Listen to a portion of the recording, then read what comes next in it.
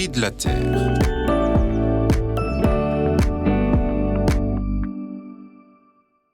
Quand on rencontre les gens, le sujet de conversation principal est le temps.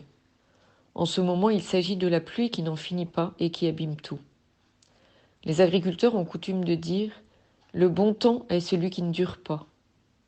Vivre un printemps en manteau, ce n'est pas très agréable.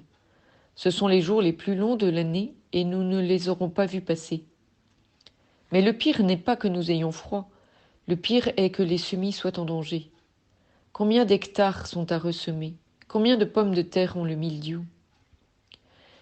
Si le temps sec et chaud est perturbant, le temps froid et humide l'est plus encore, car le soleil permet la photosynthèse et la chaleur est nécessaire pour que poussent les semis. Si nous étions au Moyen-Âge, ce serait la promesse d'un temps de disette, voire de famine, un temps d'angoisse. Ce genre de temps qui, comme par hasard, vient exactement au moment le pire, moment où déjà les choses vont bien mal, moment de guerre et de soulèvement. Les agriculteurs ont beaucoup espéré des manifestations de l'hiver. Aujourd'hui, on n'entend plus parler d'eux, et la saison pleure comme eux. Les chambres d'agriculture ont noté une recrudescence de suicides due à ces espoirs déçus. Pourtant, certains responsables agricoles semblaient très contents de ce qu'ils avaient obtenu.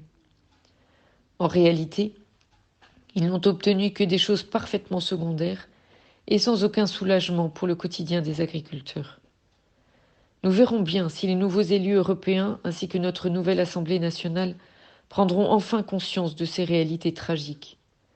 Mais ce qui est certain, c'est que si les responsables politiques ne veulent pas les prendre en compte, Dieu, lui, n'oublie pas le cri de ceux qui souffrent, et peut-être parle-t-il aussi à travers le mauvais temps. Quand il pleut trop, c'est que Dieu pleure.